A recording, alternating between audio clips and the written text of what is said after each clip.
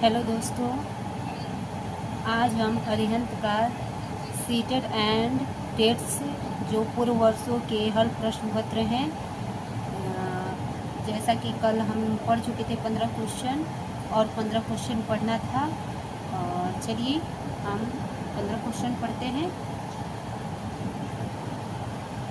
16 question जो है, राष्ट्रीय पाठ्यचर्या की रूपरेखा 2005 के अनुसार अधिगम अपने स्वभाव में और है। राष्ट्रीय पाठ्यचर्या की रूपरेखा 2005 के अनुसार अधिगम अपने स्वभाव में सक्रिय और सामाजिक है। क्या है?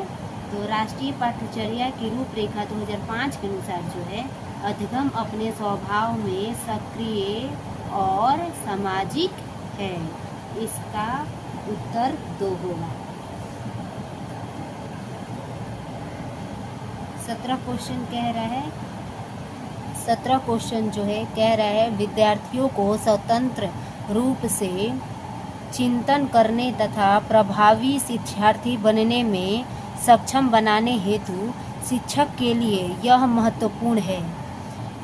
विद्यार्थियों को स्वतंत्र रूप से चिंतन करने तथा प्रभावी शिक्षार्थी बनने में सक्षम बनाने हेतु शिक्षक के लिए यह महत्वपूर्ण है। विद्यार्थियों को स्वतंत्र रूप से चिंतन करने तथा प्रभावी शिक्षार्थी बनने में सक्षम बनाने हेतु शिक्षक के लिए यह महत्वपूर्ण है।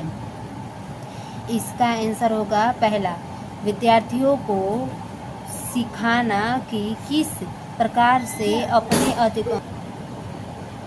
इसका आंसर पहला होगा, विद्यार्थियों को सिखाना कि किस प्रकार से अपने अधिगम का अनुवीक्षण करें। विद्यार्थियों को सिखाना कि किस प्रकार से अपने अधिगम का अनुवीक्षण करें। इसका आंसर पहला 17 का।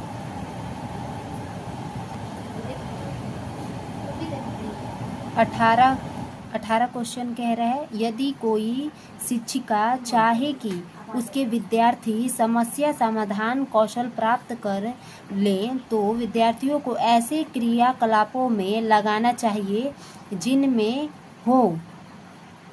यदि कोई शिक्षिका चाहे कि उसके विद्यार्थी समस्या समाधान कौशल प्राप्त कर लें, तो विद्यार्थियों को ऐसे क्रियाकलापों में लगाना चाहिए जिनमें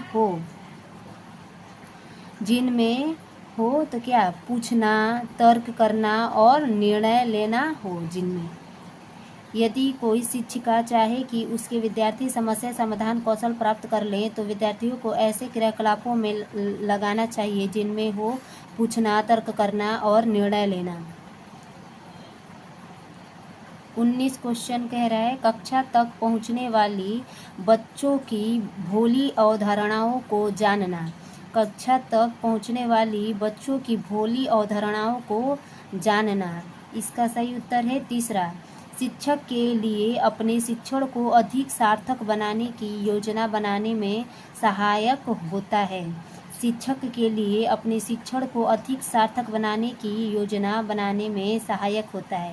यानी कक्षा तक पहुंचने वाले बच्चों की भोली अवधारणा को जानना शिक्षक के लिए अपने शिक्षण को अधिक सार्थक बनाने की योजना बनाने में सहायक होता है। क्वेश्चन नंबर 20, निम्नलिखित में से कौन से तत्व अधिगम को प्रभावित करते हैं? निम्नलिखित में से कौन से तत्व अधिगम को प्रभावित करते हैं? पहला है शिक्षार्थी का उत्प्रेरण, दूसरा बी है शिक्षार्थी की परिपक्वता, सी है शिक्षण युक्तियाँ, डी है शिक्षार्थी का शारीरिक और संवेगात्मक स्वास्थ्य। इसका सही उत्तर 2 होगा, यानी ए, बी, सी और डी, ये सभी यानी चारों होंगे। कौन कौन सा? तो शिक्षार्थी का उत्प्रेरण, बी शिक्षार्थी की परिपक्वता, सी शिक्षण युक्तियाँ, डी शिक्षार्थी का शारीरिक और संवेगात्मक स्वास्थ्य। ये चारों सही हैं। क्वेश्चन 21, सार्थक अधिगम है। सार्थक अधिगम है 21 का चौथा आंसर होगा निजी अनुभव से ज्ञान की संरचनाओं का सक्रिय निर्माण है। निजी अनुभव से ज्ञान की संरचनाओं का सक्रिय निर्माण ही सार्थक अधिगम है। निश्चित अनुभव से ज्ञान की संरचनाओं का सक्रिय निर्माण ही क्या है, तो सार्थक अधिगम है। क्वेश्चन नंबर 22 जो कह रहा है विद्यार्थियों के प्रभावशाली अधिगम के लिए निम्नलिखित में से कौन सा शिक्षक के प्रारंभिक कार्यों में से एक नहीं है। विद्यार्थियों के प्रभावशाली अधिगम के लिए निम्नलिखित में से कौन सा शिक्षक के प्रारंभिक कार्यों में से एक नहीं है। तो इसका आंसर जो होगा 2 होगा। विद्यार्थियों को उपदेशात्मक विधि से सूचना प्रदान करना। विद्यार्थियों को उपदेशात्मक विधि से सूचना प्रदान करना प्रारंभिक कार्यों में से एक नहीं है।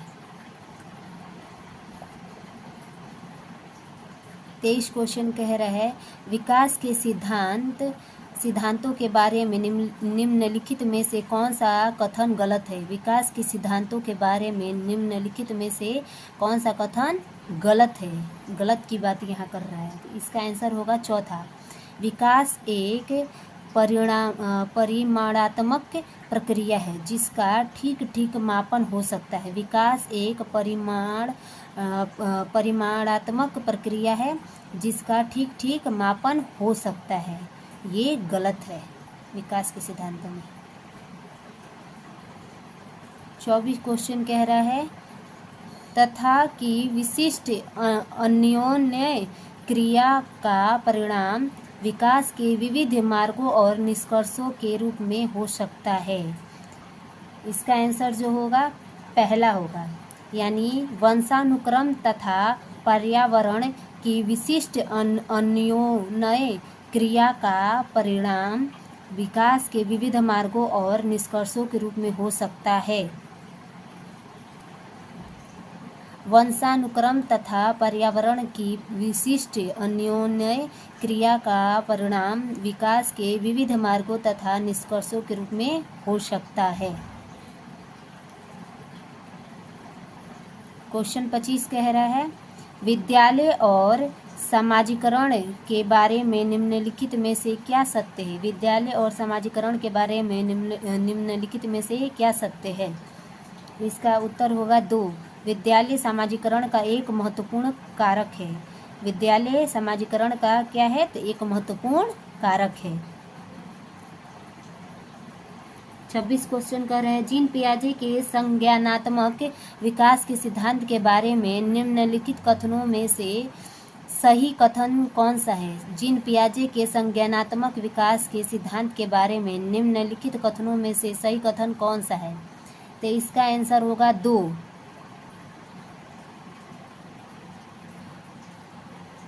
यहाँ पे आंसर में बताया गया है 2, लेकिन यहाँ पे 2 मुझे थोड़ा आशंका में डाल रहा है, इसलिए मुझे ज़्यादातर ये 3 लग रहा है कि किसी चरण को छोड़ा नहीं जा सकता है क्योंकि ये चरण स्थिर है।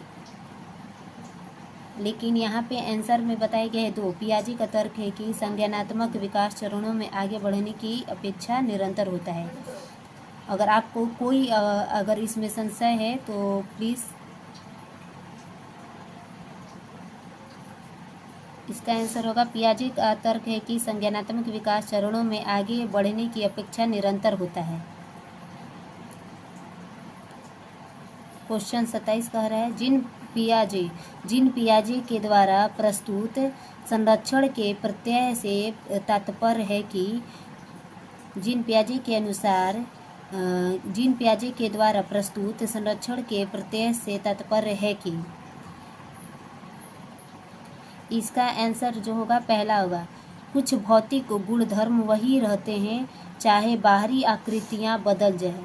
कुछ भौतिक गुणधर्म वही रहते हैं चाहे बाहरी आकृतियां बदल जाए। जीन पियाजे के द्वारा प्रस्तुत संरक्षण के प्रत्यय से तात्पर्य है कि कुछ भौतिक गुणधर्म वही रहते हैं चाहे बाहरी आकृतियां कितना भी बदल जाए।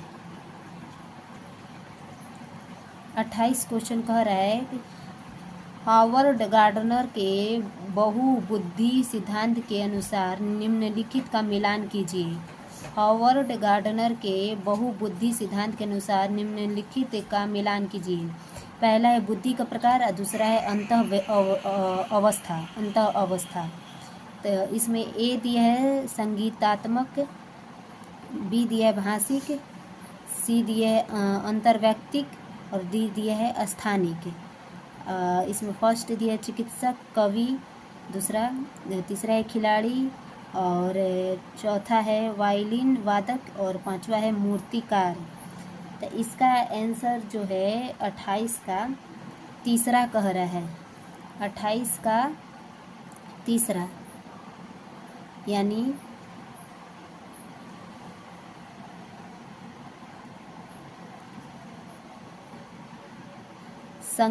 संगीतात्मक का होगा चौथा वायलिन वादक, संगीतात्मक का वायलिन वादक, भाषिक का होगा कवि, भाषिक का कवि, अंतर्वैयक्तिक का होगा चिकित्सक, अंतर्वैयक्तिक का चिकित्सक होगा और स्थानिक का होगा मूर्तिकार, स्थानिक का मूर्तिकार, स्थानिक का क्या होगा तो मूर्तिकार। संगीतात्मक का वायलिन वादक, भाषिक का कवि, अंतर्वैयक्तिक का चिकित्सक और स्थानिक का मूर्तिकार, इसका आंसर होगा। क्वेश्चन 29 कर रहा है लेओ वाइगोत्स्की के अनुसार, लेओ वाइगोत्स्की के अनुसार क्या कह रहा है, इसका आंसर जो होगा पहला होगा भाषिक विकास मानव चिंतन के स्वभाव को बदल देता है। लॉरेंस कोहलबर्ग के नैतिक तर्क के सिद्धांत के अनेक बातों के लिए आलोचना की जाती है। इस आलोचना के संदर्भ में निम्नलिखित में से कौन सा कथन सही है? लॉरेंस कोहलबर्ग के नैतिक तर्क के सिद्धांत की अनेक बातों के लिए आलोचना की जाती है। इस आलोचना के संदर्भ में निम्नलिखित में से कौन सा कथन सही है? इसका आंसर चौथा होगा। कोहलबर्ग ने अपने अध्ययन को मूलतः पुरुषों के नमूनों पर आधारित रखा। कोहलबर्ग ने अपने अध्ययन को मूलतः पुरुषों के नमूनों पर क्या किया? आधारित रखा है, यानी पुरुषों के नमूनों पर आधारित रखा है कोहलबर्ग ने नैतिक तर्क के सिद्धांत को। आज हमारा CDP का जो 30 क्वेश्चन था वो कंप्लीट कर लिए और इसके साथ में और भी अच्छे से अच्छे वीडियो डालने की कोशिश करूँगी और CDP के नए नए क्वेश्चन लाऊंगी, जिससे कि आप सीटेट हो या कोई भी एग्ज़ाम हो उसमें अच्छे नंबर ला सकें। धन्यवाद।